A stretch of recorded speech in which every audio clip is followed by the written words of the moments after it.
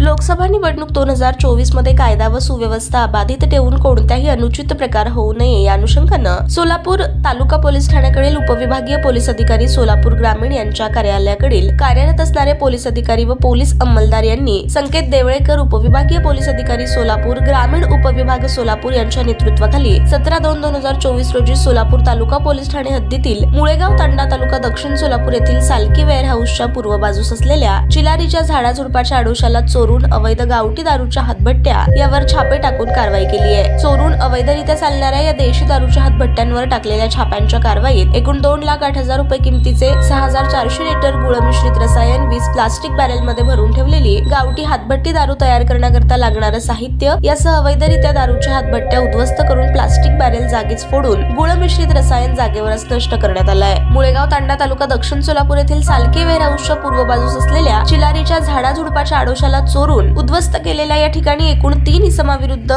महाराष्ट्र दारूबंदी कायद्यान्वये गुन्हा दाखल करण्यात आलाय। पुढील तपास पोलीस अंमलदार यांच्याकडून होत आहे।